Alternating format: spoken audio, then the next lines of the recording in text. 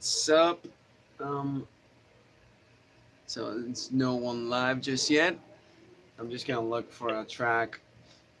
Essentially, in today's video, I'm just gonna be practicing some legato moves that I've been working on, and I'm gonna talk to you guys about what I do to work on troublesome areas. That's why I titled the live like troubleshooting legato runs.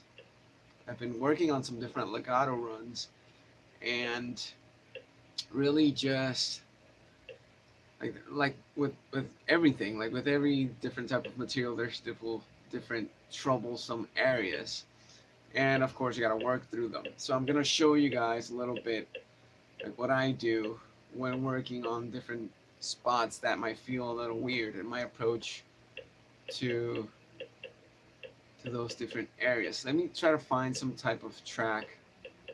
Nothing, I mean, it's not super important. I'd rather have a metronome, but I don't right now, so I'm just gonna put a backing track on the TV. Okay, so I see some guys are finally coming online.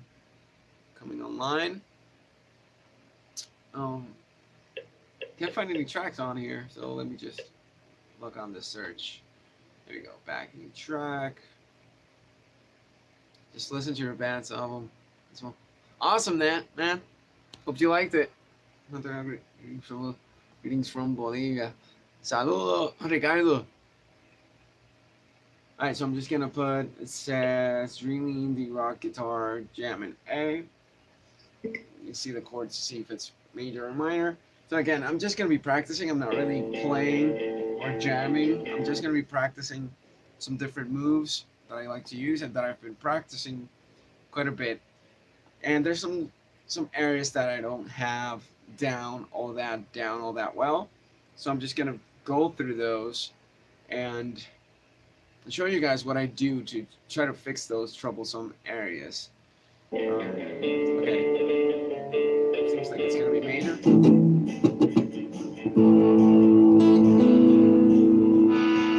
we go.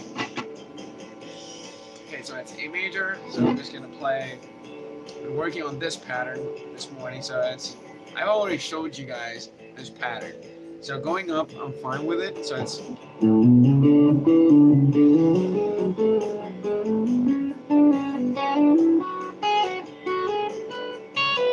like I don't have a lot of trouble with that.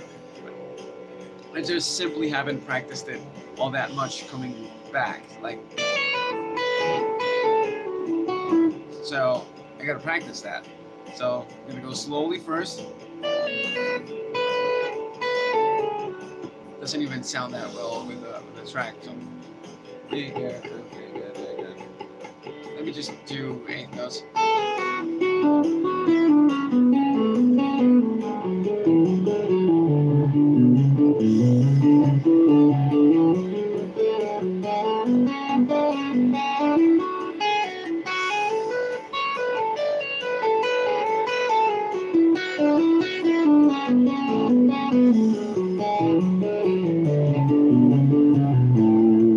Okay, so already there, I can feel it,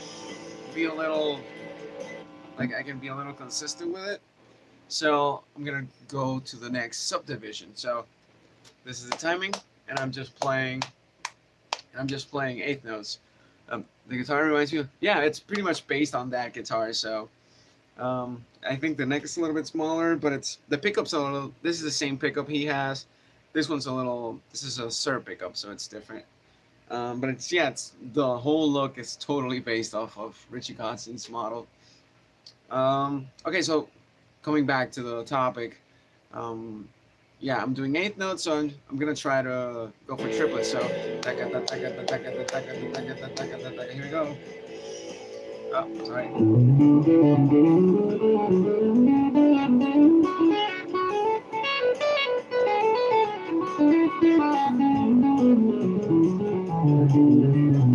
So already there, that felt a little weird in some sections, so I'm gonna do it again and see specifically where it feels weird. So here we go.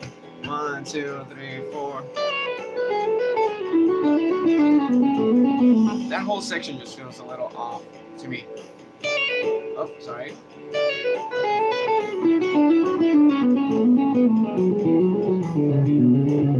Again.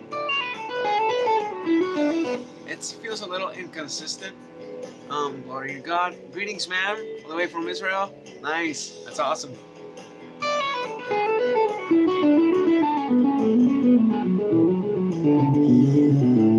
Thanks, man.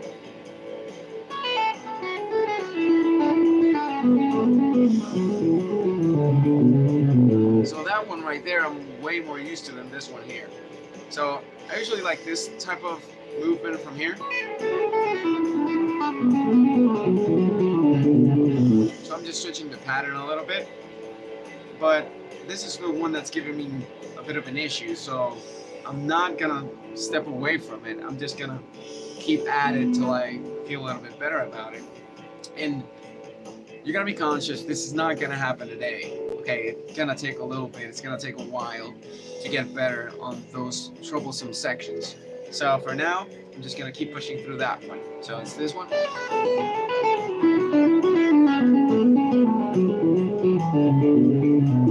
Already starting to feel a little bit better. So again, 4.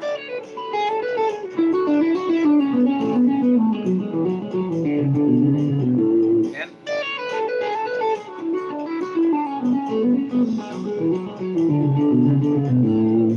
Already starting to feel a little bit better because the fingers are starting to figure out, okay, I'm supposed to move this way here, I'm going to this direction, and it's not, they're not taking any, they're not making it, like my head is not making any decisions, like last minute decisions of where it has to go. It's already figuring out the pattern. So just keep at it. Here we go again. Oh, sorry.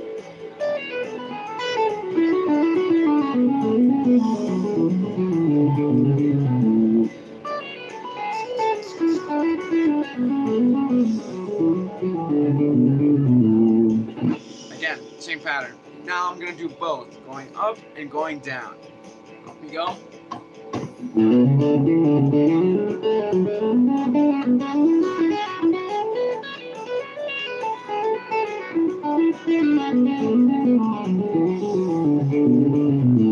Again.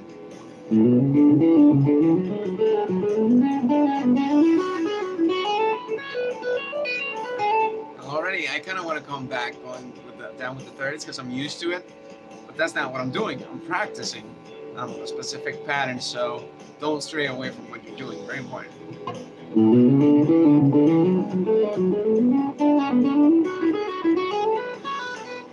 That right there, even though I can get a little bit faster, still feels a little bit weird. That mini bar movement, so that to me feels a little bit weird. So that's where I'm gonna make a decision. Am I gonna stick with the mini bar, or am I gonna switch to a different fingering, like that one? So now to make that decision, I just try to go a little bit faster and see which one feels a little bit better, or which one sounds cleaner.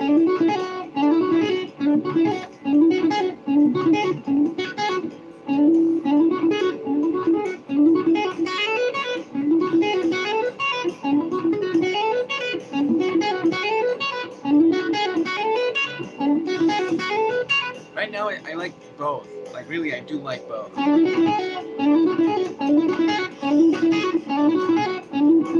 But this one, with the mini bar, it feels a little bit more organic to me. It feels like something I do naturally.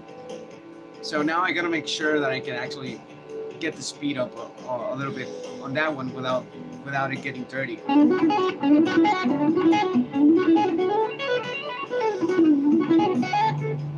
Yeah, I think it can be done. That one kind of, like as soon as I switch, it feels a little bit of strain here. So I'll probably stick to the mini bar. So that right there is something you should do each and every time that you're working on something that feels a little odd, or it's just something new. Work out different fingerings, work out different ways of playing the same passage, and what feels better to you. I mean, we're all different, everything, like we have different experiences. So you got to figure out what works best for you and what works best in terms of movement. What would be more efficient if you practiced it? That's why I tend to push it a little bit and feel like I just did with this one. That one just felt like I was using way too much energy on it, and eventually you can speed it up, but eventually it's just gonna tire my hand out a little bit more than just using the mini bar. So okay, I'm just gonna leave that out and start doing the mini bar more. Very good. Thanks for the lesson. Sure thing, man. I'm glad you guys are liking it. I see a whole bunch of guys are online. Okay, so getting back to it, I already know that there's that little trouble area, and it's pretty much the same area going up than going down. So I know that's something I gotta work on. So let's do it again. Go.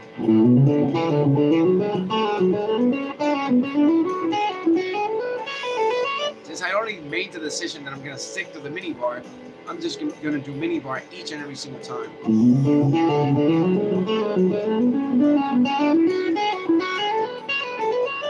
then going back down. Same exact play, see? I know that that's the troublesome area, at least for me.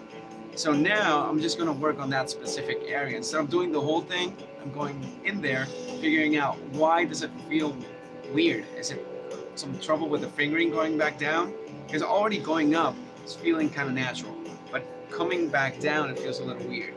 So let's do the same thing. Let's troubleshoot that area. Do I want to do that? Or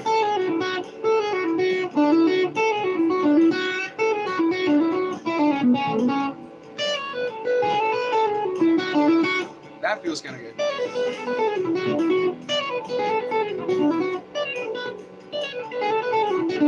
That feels nice. Okay, so I think I figured out the problem. It's this guy right here. Landing on the fourth finger. That's giving me a little bit of problem. But I think it's just because I haven't practiced it enough. It just feels that way. So how do I work on it? How do I fix that? Give it some time. Just do the same thing over and over. It's a weird move, so.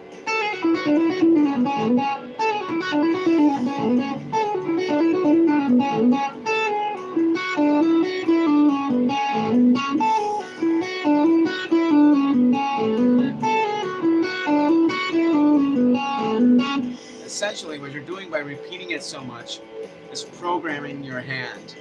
So again.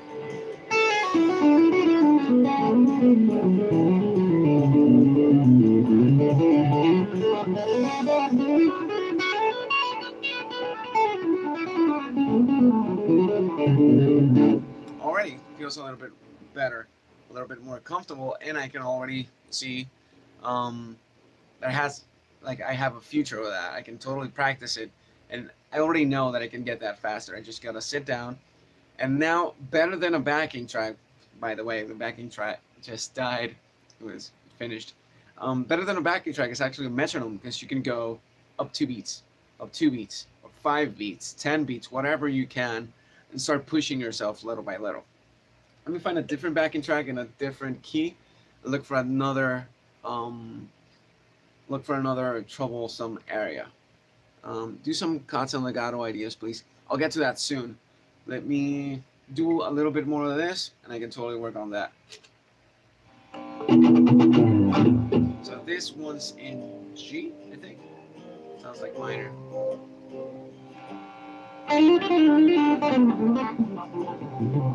Yeah. That's totally minor.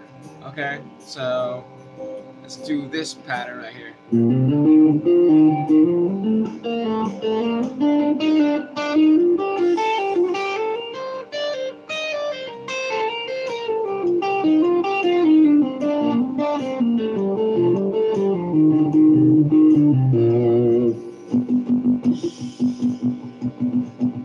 So I'm doing, this is a slower track, and I'm doing 16th notes, so money and the 2 and the 3 and the, and already 16th notes does not seem super fast, So I'm gonna do 16 note triplets. Wait,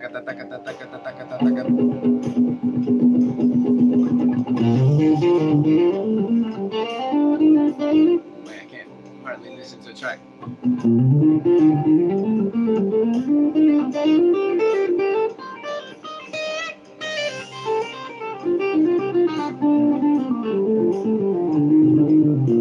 That one feels okay.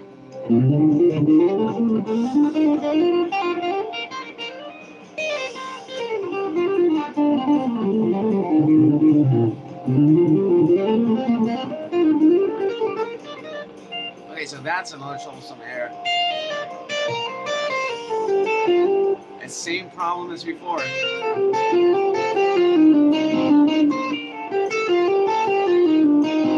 So already I know that those spots where I do a mini bar to land on the pinky afterwards give me a little bit of problems. Probably because it's not a common move that happens in other areas, in other licks or other things. It's a very specialized problem. So I gotta work on that. I already gotta make a mental note. I actually write it down. It's probably better to write it down. So anywhere I have a mini bar,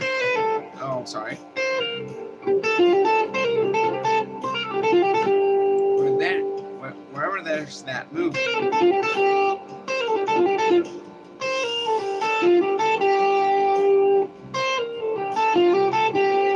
gives me a little bit of a problem.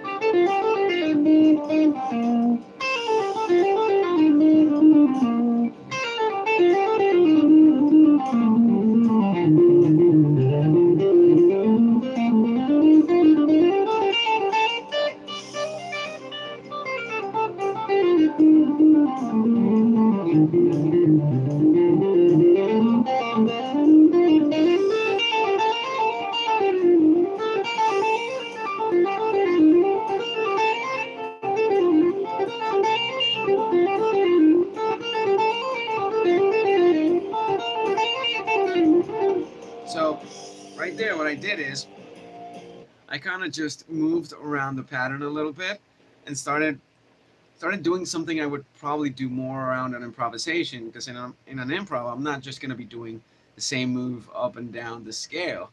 I mean, you could totally do it if it's blazing or something, but you're not going to stay on the same thing over and over again, because it's going to sound dull. It's going to sound more like an exercise than actual playing. So what I did is I moved around a little bit. I added some other moves that I already know, and whenever I got near the trouble area, I started doing the move again, just to get a little bit more familiarized with the actual move, with the trouble move, whatever's causing a problem with my playing in that specific area.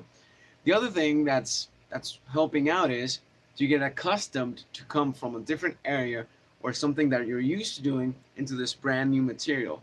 So you're essentially incorporating this new move that you want to start playing without, well, it's just an easy way to start applying new material. So you come from something that you already do kind of often, and you go into that move and you force it and you force it and you force it and you force it, and eventually it's going to come out in your playing. So let me do a little bit more of that.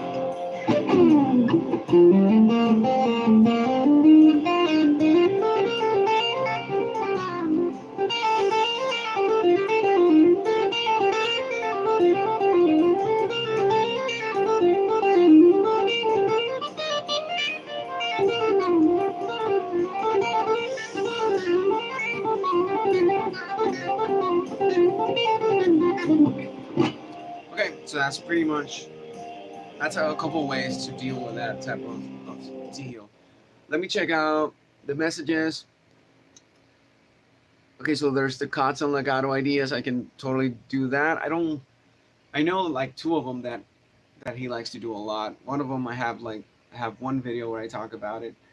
The other one, it's a fairly common legato move, like a ton of guys do it. Richie does it. Guthrie Govan does it. I think Nick Johnston might do it. I'm not 100% sure on that. But a whole bunch of people use that idea. Let me get to it really quick. And always wonder how Richie sweep picks with his finger style. I haven't studied that, so I can't really answer that question. I could probably have some ideas. It could be something like what Andre Nieri does, where he just like, so it could be where it's not really like sweep picking, like what Andre, a little bit of what he does, because again, I haven't super studied him, as he does like, he picks, hammer, that's for this specific shape, finger pick, hammer, and then he does like he was playing as if you're playing like some sort of arpeggio, like arpeggio things with chords.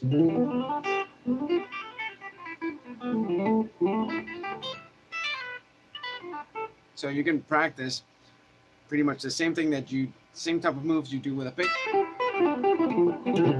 but try to do it in a way where you're incorporating that like classical technique type of approach. And whenever you can do hammer-ons and pull-offs and some legato, then you do that. So in this case, it would be like, so.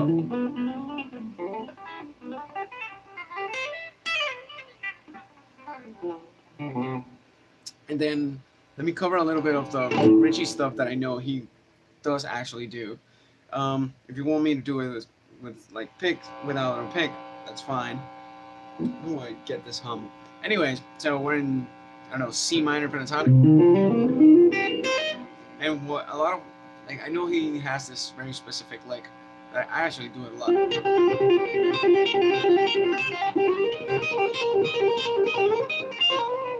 Or what you could do is add a couple more notes and just instead of just picking everything, like instead of just picking every first note or hybrid picking every first note, just use your fingers as if it's like it's pretty much the same approach as hybrid picking, but instead of picking some of the notes with your pick, you pick them with your thumb. So you might use these 3 different fingers.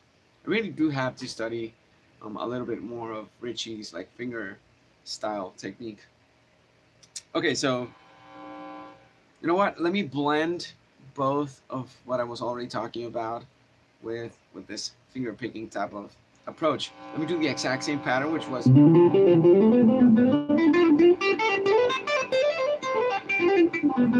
see, it's the same thing, but instead of going,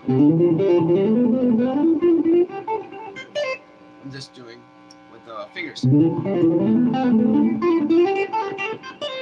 Pretty much the same thing. The other thing, I keep saying thing.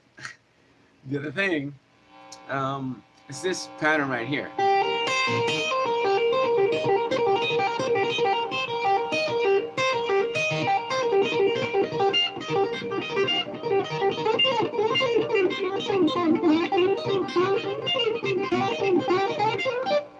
That type of Richie pentatonic type of winding pentatonics.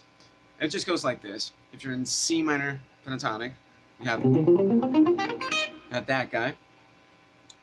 And what I do is pick, hammer, pick on the next string, hammer. Oh, sorry. Pick, hammer, pick on the next string, come back to the second, next note, and pull off.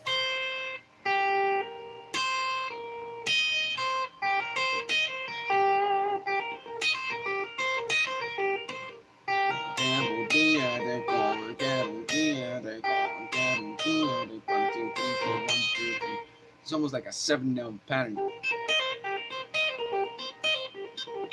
Or you can switch it for this.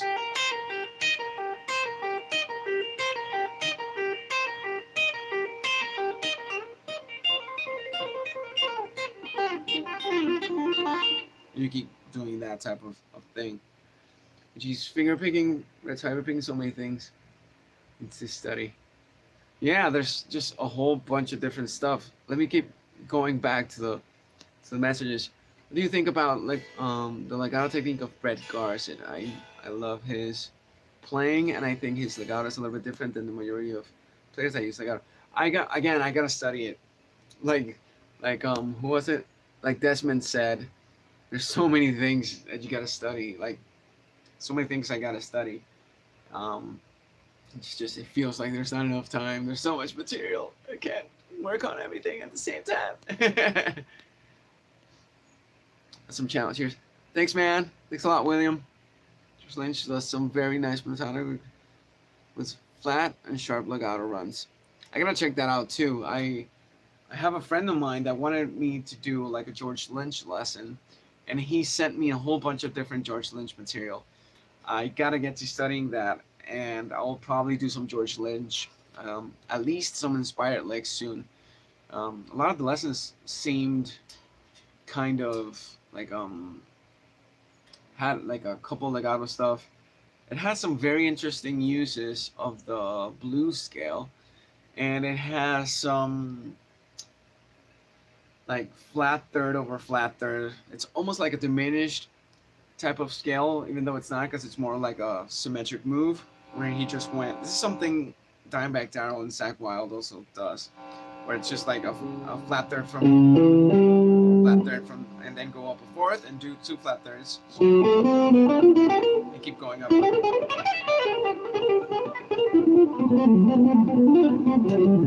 Like I saw a couple things on the lesson like that, so I totally gotta check out his stuff.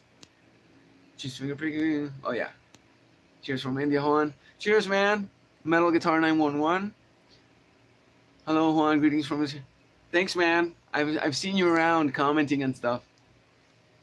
Okay, so oh wait, can you zoom in on the right hand for the warm up you were doing earlier? The harp.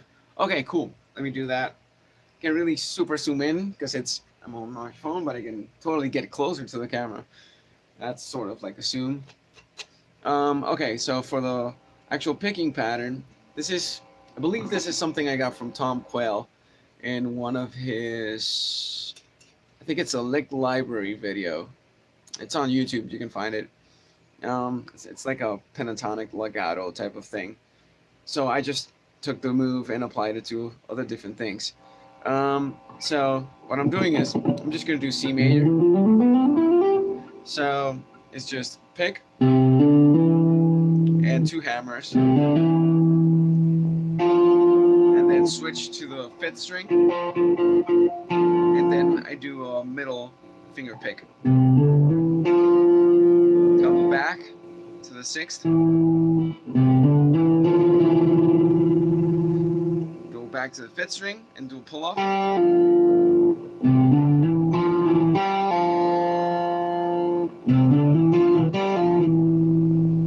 Back to the sixth string, and once I go back to the sixth string, I just go back down the scale,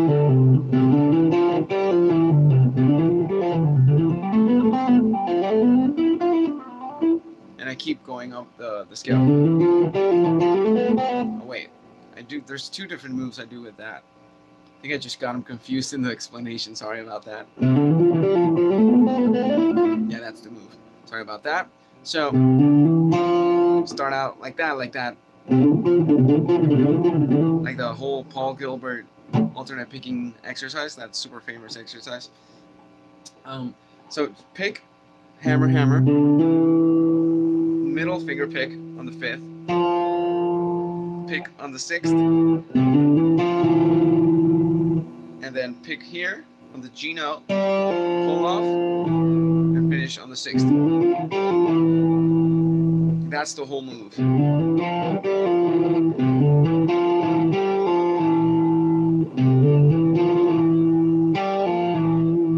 And then just take that same pattern and move it up to the next bunch of strings.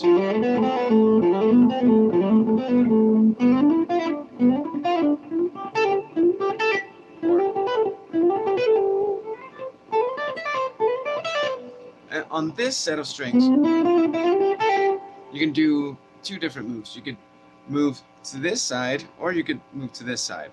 Let me explain myself. So I'm here, do that, and then, or you could go here.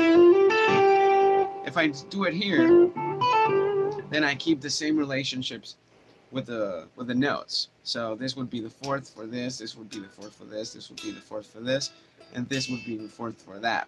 So essentially the same pattern maintains. If I switch here, you get a third. So everything switches a little bit. But I do enjoy that move right there because you get that repeating note right there, which I enjoy a lot. And you could also do that moving side to side. It doesn't have to go up and down.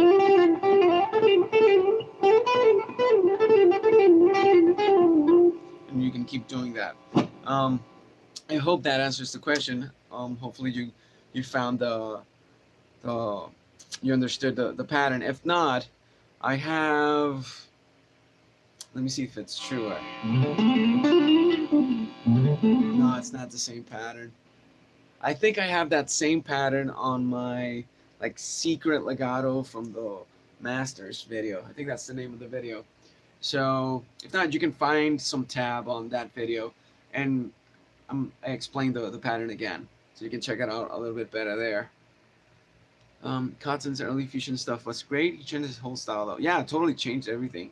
I super got into Richie with the album Tilt with Greg Howe, and that's essentially the album that got me into fusion stuff. That was my gateway drug into Guthrie Govan, and then through Guthrie I went into I did a big jump into Holdsworth and started doing some more Pat Martino, got into the classic fusion stuff like Larry Carlton, Pat Martino, Robin Ford.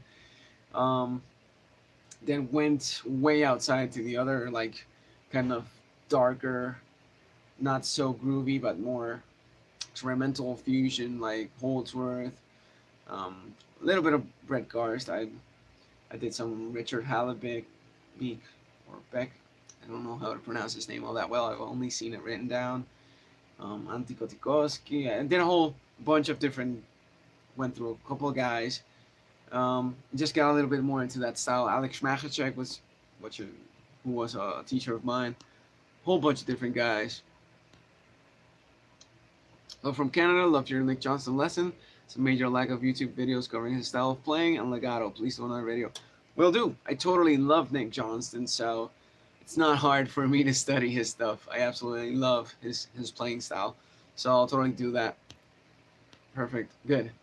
Tom Quayle, but all his Ford's tuning makes it tough to learn just by watching. I know what you mean, man. Usually when I check out Tom Quayle's playing, I'll either like take some stuff by ear, or I'll take anything I can get without the Ford's tuning. So if I see him playing anything on these strings, then I'll steal stuff from there.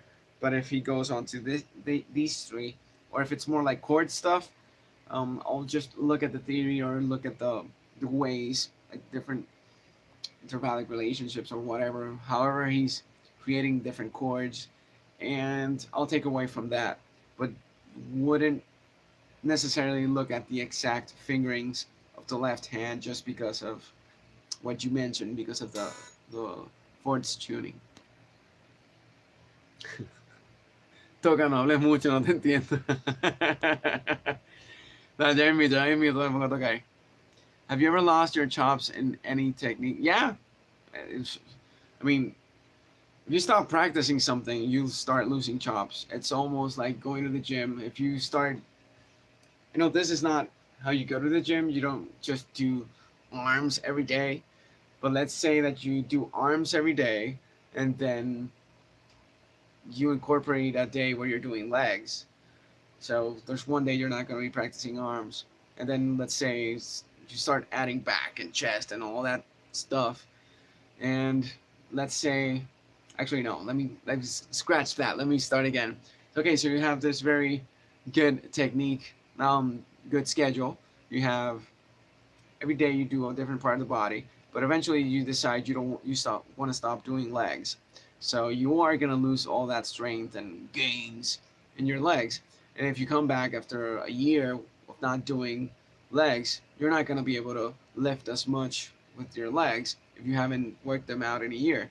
So the same type of thing applies to the guitar. If you're practicing legato all the time, okay, let's say you have some fairly good technique all across the board, some good legato stuff, some good sweeping, some good alternate, some good economy, and you start focusing more on economy and you ditch alternate picking, sort of like what's happened to me a little bit.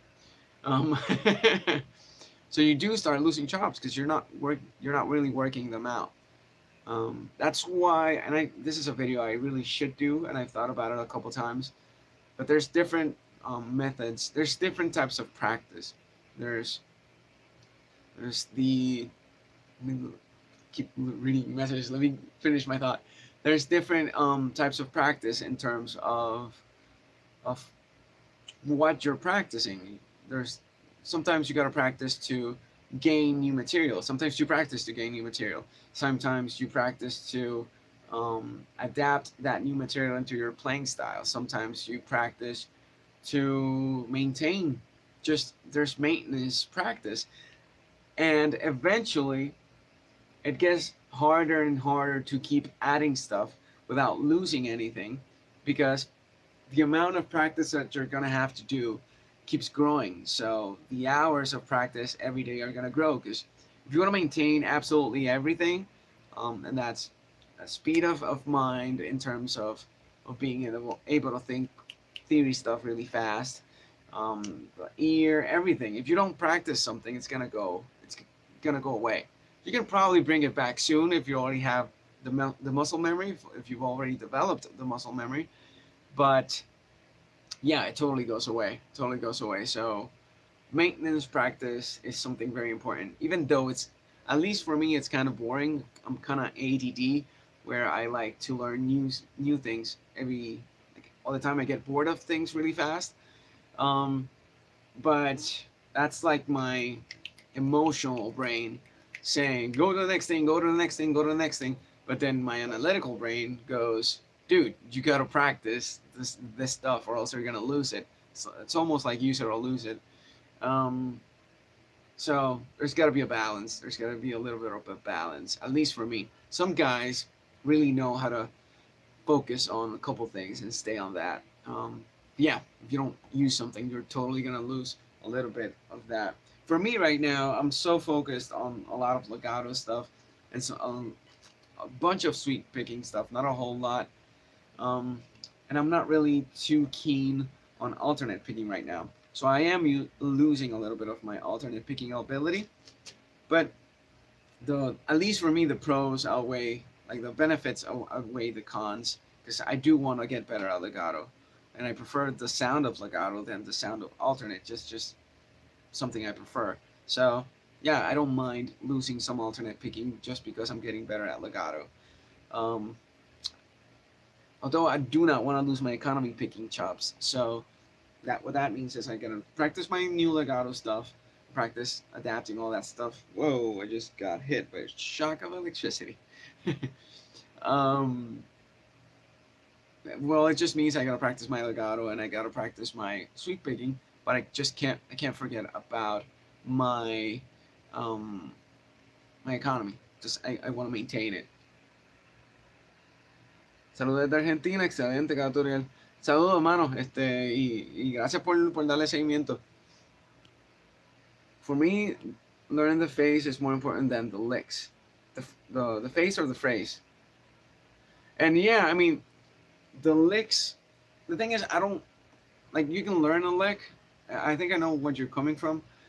You can totally learn a lick. I think it's important to learn licks just to learn vocabulary. But where a lot of people get learning licks wrong is they just learn the lick in one position, in one key, and they don't really apply it to everything else. For me, learning a lick, for example, that one thing where I just showed you with the Tom Quayle thing, got a little bit darker here. I could have just learned his lick, which was over here. That's what he was doing. I could have just learned that in A minor pentatonic and not adapted it to anything else. And in just that one direction, like the band or boy band, whatever.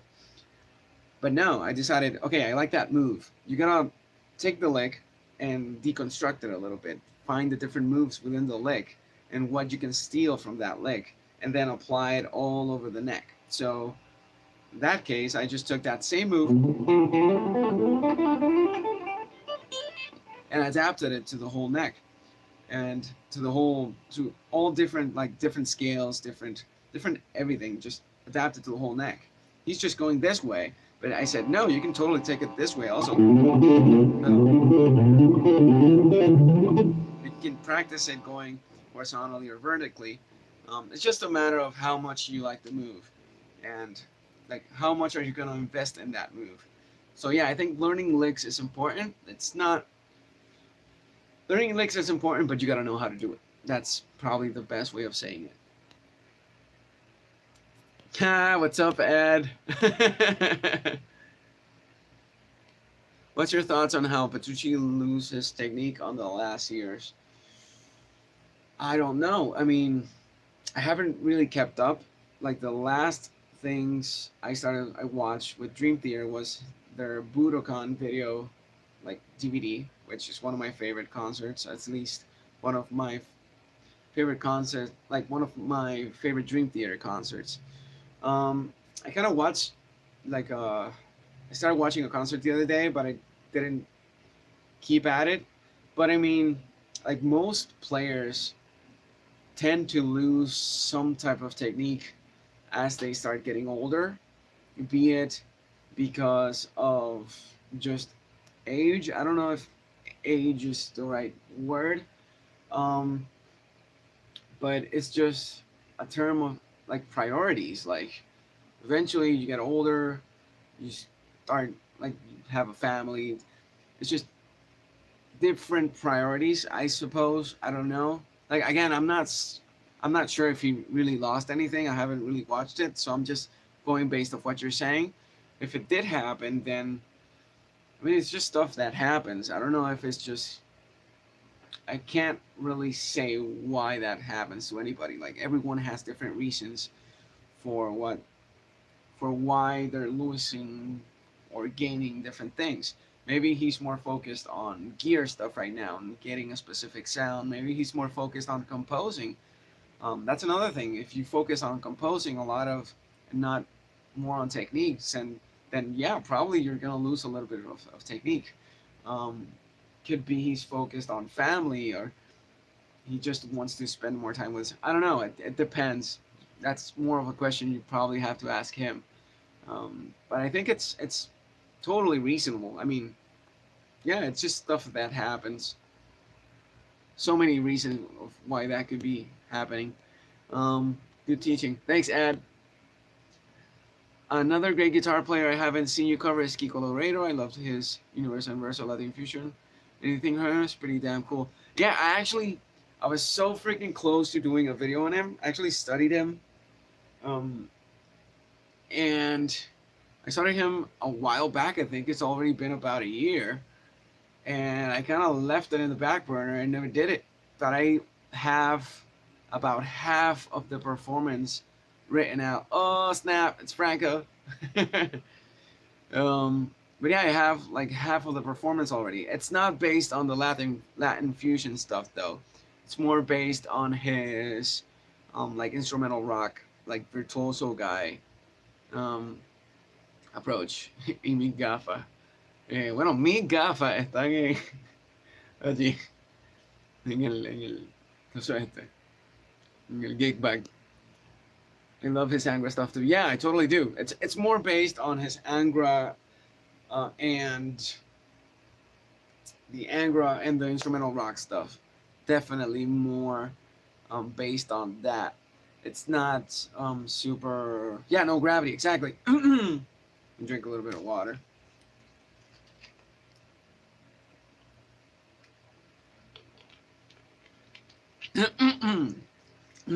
It's a little bit more based on his rock playing, like his shreddier stuff.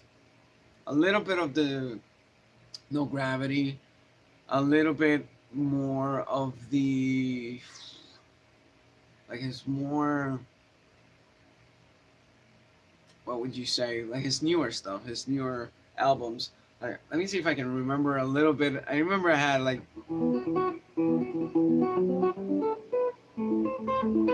I can't remember the performance. No, I can't remember. I gotta go back through it. At least I know I have it recorded somewhere, so I gotta hear it.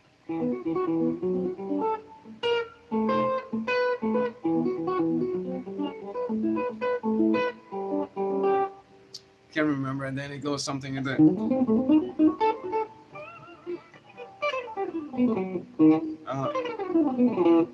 something like that.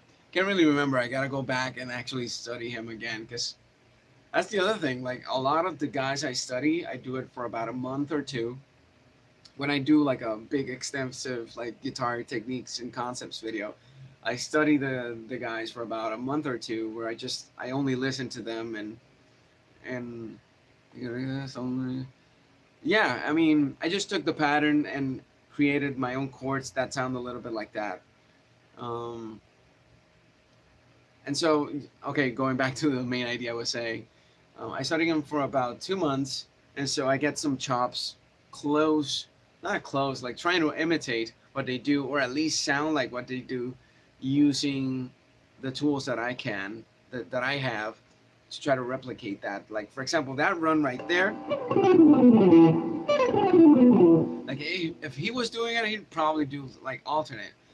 I'm not gonna be able to do that alternate because it would just take way too much time, and I'm not super interested in alternate picking right now. So I just probably do some economy picking, and I do a line that sounds a little bit like him. So I adapt my style to their style a little bit. I just kind of want to sound like them for those 30-40 seconds of performance, and then obviously explain all the different techniques and scales and concepts that they do. So anyways, what I was saying is since I only do it for like a month or two, I eventually lose those chops as well. So it does get a little weird. It does get a little, yeah, like sometimes in a lot of these videos, these live videos, a lot of guys go like, play those Mateo Sasato licks and things. And I'm like, yeah, it's been about 2 years since that video, so I don't really remember that at all. Good day, Mark Music Man. It's cool that I see you guys often, like on the lives and on the comment sections. It's cool actually interacting with you guys.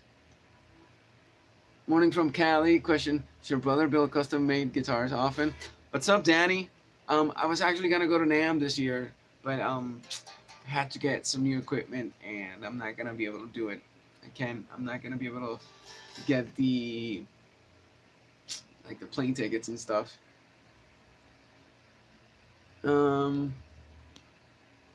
Okay, wait. Your question. Sorry. No, he does not. He actually doesn't build guitars that often. He went through a phase, I suppose, where he was making guitars about, Jesus, it's been so long. That was around 2005 to 2007. Yeah, about a little bit more than 10 years ago. And then he just kind of stopped. He did this one. This one was started in around 2005. And then the other one he did for me, he actually did recently, but he doesn't do them too often. So no, like he doesn't. He's got a very busy job. Like he works. I don't know if a lot of you guys know, but he works at Fender, and he's always like constantly busy. And he runs like a publishing company, and he's got all these different things. So he doesn't do guitars all that often. It's a lot. It's very time consuming. How about Buckethead? Although his riff and melody are pretty repetitive sometimes, but he's such a monster playing when he heard. I haven't down in my waiting list, but I haven't really studied a whole bunch of his stuff. Sorry about that. I do have to get to him. I just, since the technique and the concepts and techniques videos take so long, I've been putting him off a little bit because I've been working on some like personal projects, and I don't want to I don't want to sidetrack what I'm doing to get into the head of someone else for about 2 months and then come back. And it's, I don't know, it feels like it takes me back a little bit. I kind of want to finish the big projects that I'm working on, and then I can get back to that. I'll probably do like 2 like concepts and techniques videos of the guys that I've either studied them on my own for a while now, or like with the Kiko case, where I've actually studied them and was so close to doing the video, but I just never did it. I don't know why. So I'll probably just get back to those, where I know it won't take too much time to get the chops back and to like mount the whole video. Nice guitar. Thanks, man. Understand what you mean. It's the essence of the style I'm more interested in than knowing precise licks. Yeah, that's essentially what I wanted to do when I started the whole concepts and techniques videos. I think a lot of guys just go into licks because it's, I mean, it's way easier. Like I do it also. I do the inspired licks videos, which really it's way easier than the concepts and techniques videos, and I can come up with an inspired lick in a day and then just practice it for about a week or a little bit less and already be able to like push out the video.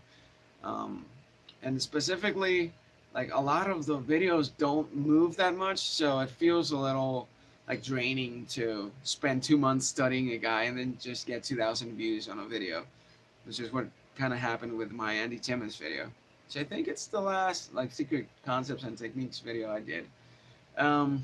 So yeah, then I get the same amount of views on Inspire Licks. So I totally get why a lot of people just do licks instead of doing the concepts and things.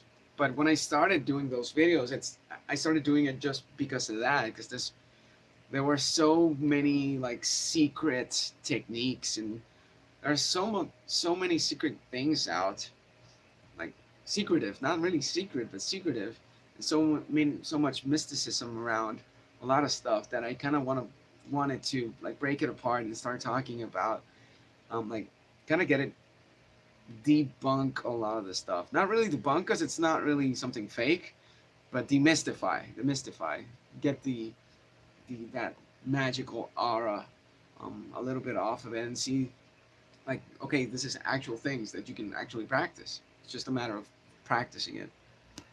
I especially did that with the modes.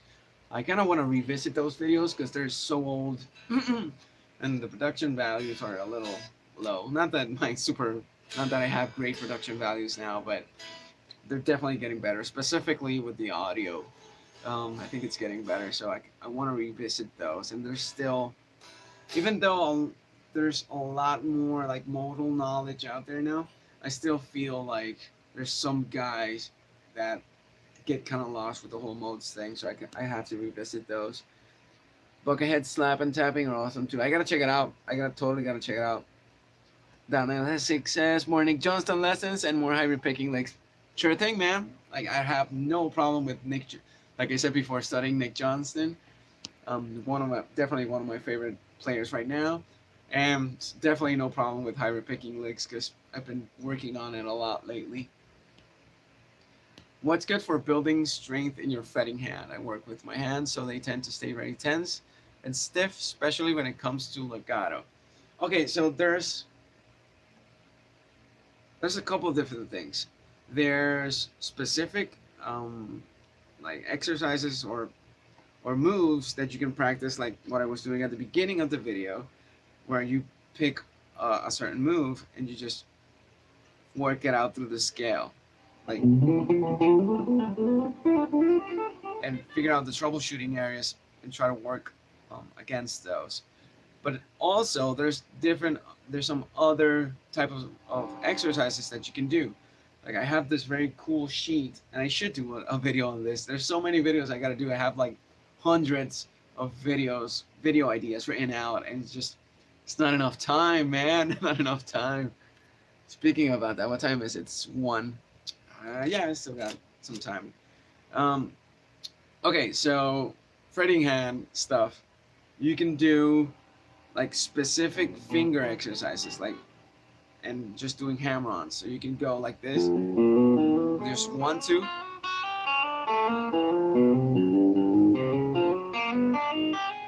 Do it to about the 5th fret, and then come back. Now, with those two is easy, but then go 1, 3, 1, 4, 2, 3. This is where it starts getting weird. 2, 3, 2, 4, 2, 4. Those ones are really good because you, after doing it for about a week, you can totally feel the difference. It starts feeling stronger. And then 3, 4.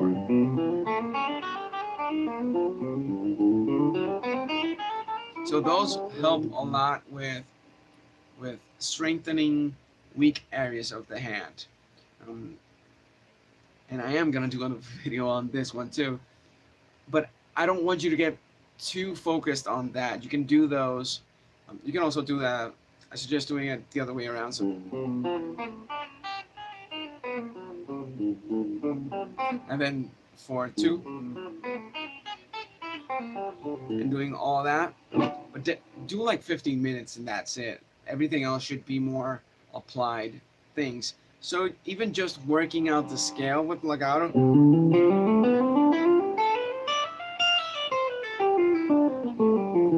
and focusing on having a good sound,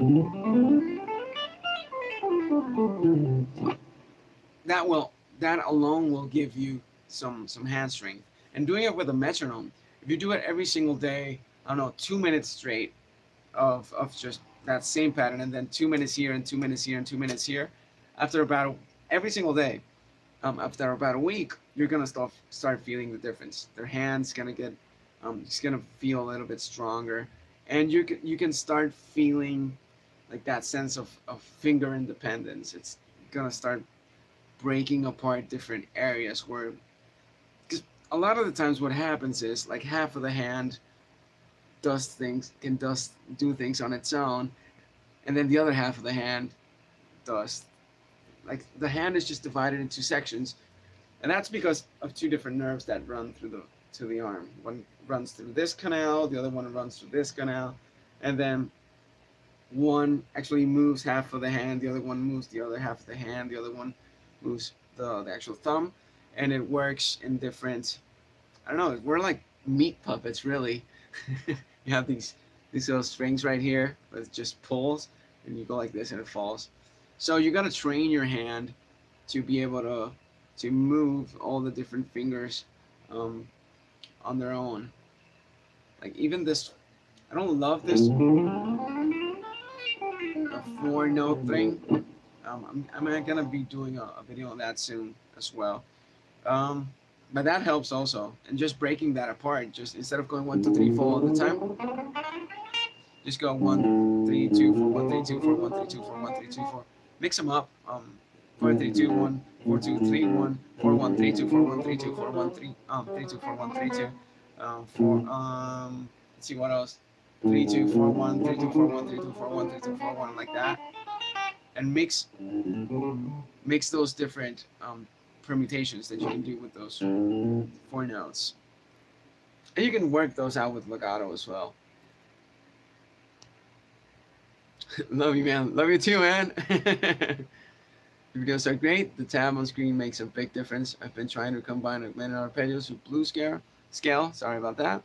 Or the harmonic minor. Any insights? Perhaps a video? Okay, yeah. I can totally do that. Augmented arpeggios with the minor scale, or blues scales or harmonic minor.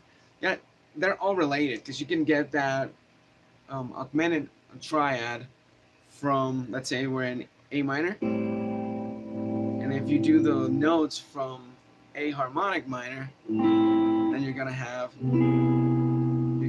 C augmented. So essentially, you can even go like C, E, and get that sound.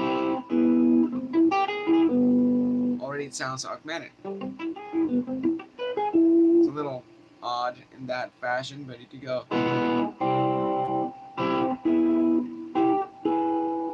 something like that. But totally, you can The other thing you could do if you just want to do like full-on blues to harmonic minor, just figure out different ways. Or another good way to start mixing different concepts is to write out your own licks. So maybe write out 10 licks using the blues scale switching to harmonic minor. So you could go. No,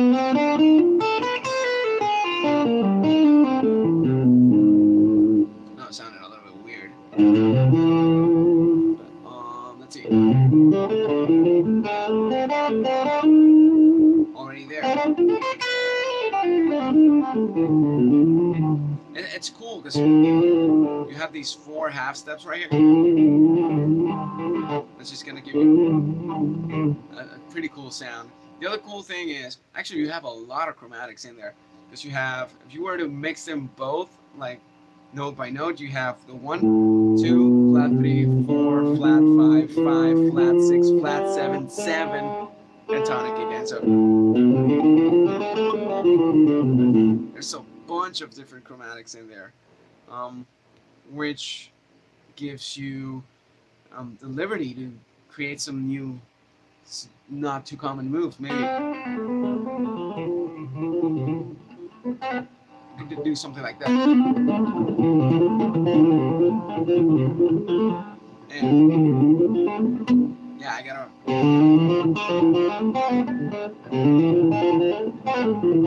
Yeah. Something in that realm. Or you could go, yeah, because we have the flat 7 as well. Yeah. Now that's the 6th. Have to be there.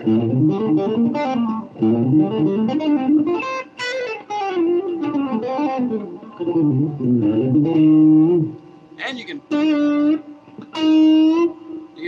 pull on that flatted 5th up to the 5th, sounding a little bit like Lake Johnston that you guys keep mentioning. It's a whole bunch of different ways. The other thing you could do is maybe start the arpeggio as a minor arpeggio and then finish it off as an minor arpeggio. It already sounds pretty cool. You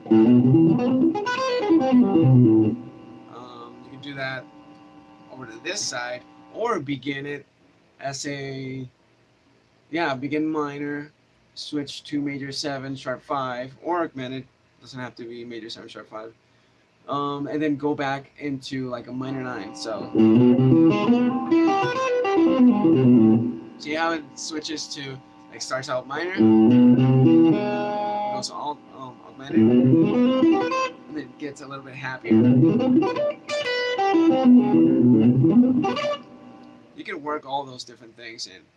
There's a really nice, it's kind of easy in terms of, like, conceptually easy. Of course, have to work out all the fingerings and specific licks and moves that you want to get. But it's conceptually easy because you have that flat 3 augmented chord. So, and it all comes from harmonic minor. So again, blues scale with all augmented and harmonic minor is actually all related. So it's kind of conceptually easy to get it together. Again, not saying it's easy, just conceptually easy. Cool exercise. Thanks, man. Thank you so much, man. Of course. This very mysterious sound, Mr. Nick Johnson sounding. Yeah, man, I know. I love those two sounds. I love the minor major 7 sounds, and I love the major 7 sharp 5 sounds. I love mixing and matching all that stuff together. It sounds very cinematic. Can't believe don't worry about it, Matthew. Awesome. Thanks, Desmond. Let's keep going down. One is my favorite. What? Thanks a ton, man. It's a whole bunch, Matthew. That means a lot. That's so freaking cool. But your favorite guitarist in the grunge era? Mine's Billy Corgan. Whoa. I don't think I've ever thought about it. Billy Corgan's really nice. I haven't really given it enough time thinking about it. It's just where I can just answer like that. There's so many good ones. I'll think about it and I'll get back to you. But Billy Corgan's a really good one. I was actually watching a video of him talking about his rig the other day. I love Smashing Pumpkins. I've had to think about it. I'd have to think about it, really. Thanks, man. Since Chains are sick too. I gotta check them. I gotta check out. Like actually sit down and think about that question. Shalini Sharma, greetings from India. Last time you went live, you cleared a lot of my doubts. Thanks a ton. Man, it's my pleasure. Oh man, my cell phone seems to be dying. It says like 15%. I'll stay on as much as I can without my phone dying. I love but struggle with the sliding Guthrie Holdsworth 4 notes per string legato runs. Go Anastasia and players like Loomis or Nick Johnston who all do them. Some pick the run more. I'd have to check out the specific run. I've never really worked out like 4 note per string things.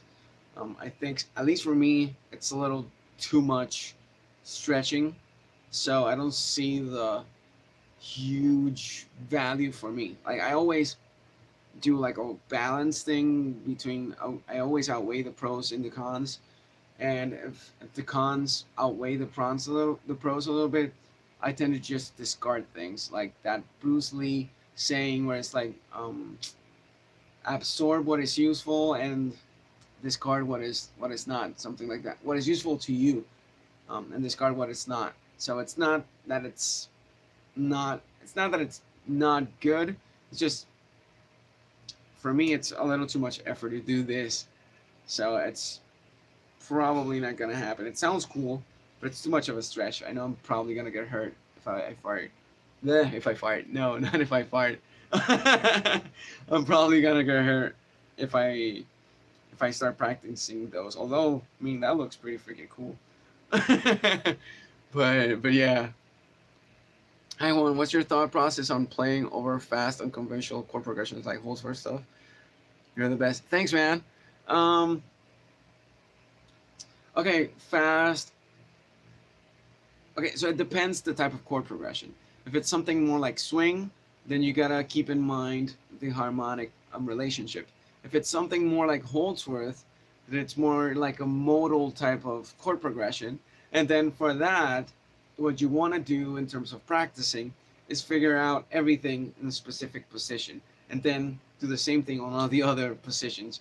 So let's say you have A minor Dorian, A minor Dorian, and then D minor Dorian, C minor Dorian, then E flat Dorian, and then E Dorian. So you want to be able to figure out A Dorian is here, and then C Dorian is here.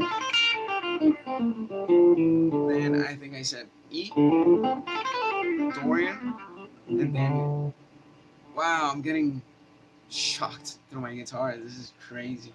And then E flat Dorian, and then be able to go back into the A. Look at me doing this as if I have a whammy bar.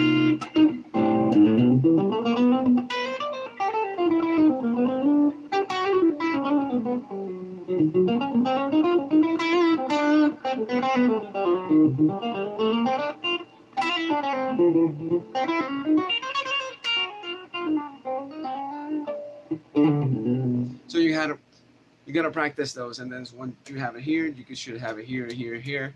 The thing is to make it easier on yourself to switch between all of those. Getting in a Vralik string, skipping ideas like Carl Verheyen style. The only ones I do have are actually from Carl Verheyen, and it's these like seventh arpeggios with some string skipping.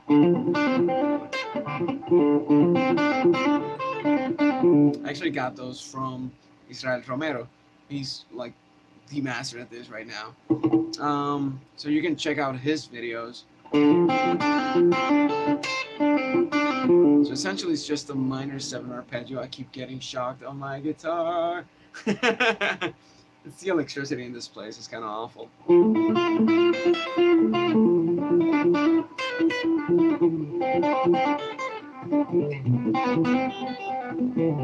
So there's a whole bunch of different ideas like that. I'm sorry that I'm rushing through these questions, you guys. It's just I'm losing battery time and I want to answer everything. What are those legatos?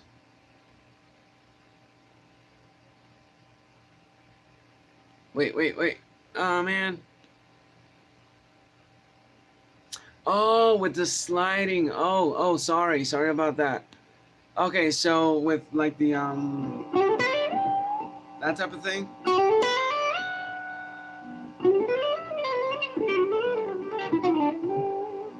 Doing that type of thing. Yeah, that's just a matter of practicing the slides.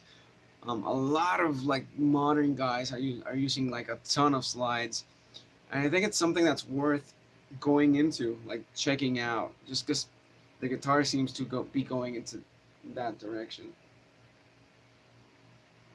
Okay, stopped. I'm getting shocked. Nice. So it's just a matter of sliding a lot and getting used to these hectic type of movements. Just because when you do those dramatic type of slides, you gotta be able to go from one end to the other, and it's very precise. So you gotta practice those type of things, especially when coming from like a faster, more linear type of move. But yeah, it's just a matter of practicing it over and over and over again. I know there's better explanations, but my phone is freaking dying so fast. I don't want to leave. I don't want to leave the questions unanswered. Well, favorite riff and how you write a riff. Jeez. Again, I have to think about it. In terms of writing a riff, it's usually laying down a groove, figuring out something that you're working on, and I don't know, applying a specific thing that you probably want to apply, and trying to keep it simple depending on the riff. It's more like a rock riff, try to keep it simple, don't go crazy with it. If it's more of like a math rock type of riff, don't keep it simple, to go as nuts with it as you can, try to play with the rhythm a lot. But there's also, I mean, there should usually be a balance. If it's heavy in one area, then it should be simple in a different area. So try to keep it balanced. Even if it's super complicated, try to keep it balanced so that the ear of the person that's listening doesn't get too charged up with too much of something, of everything. If it gets too much of everything, if it's too much information, it'll just sort of sound like noise. So yeah, if you're going heavy into one area, try to keep it simple in a different area. I know I'm being super vague with these. Don't get electrocuted. I'm gonna eat you. Don't worry, man. Yeah, man, it's okay. It's not super electrocuted. It's just little shocks here and there. Sounded sick. Thanks a ton, man. What do you think about Tom Quayle? I do love his playing. Incredibly fluid. Love that string skip sound. Oh yeah, it's super nice with the intervallic stuff. Why is it getting dark here all of a sudden? Yeah, I look kind of weird with this little direct light like that. Okay, I think I'm just getting a little too close to the camera. Very Greg Howe, sister. Oh, that's true. It does sound a lot like Greg Howe. Yes, sir. Nice work with Sean Lane. Oh man, he's just way too good, man. Everyone give him a like and share his channel. Please give a share. Hello, Brazil. What's up, Gabriel? Giving a like for every video. Man, thanks a bunch. Shocking guitar and charge it. I should. Okay, you guys, so I'm gonna have to leave because I only have 8%. I'm gonna leave just because I don't want the live to just end with a just blackout page, like blackout right at the end of the video. So yeah, thanks a bunch for signing in. It was a really good live video today. A lot of activity. So yeah, I'll just see you guys later. Anyways, I gotta leave for I gotta go to work soon. So yeah. You have a great day too, Desmond. Sure thing, Eric. See you guys later. Take care. Cheers.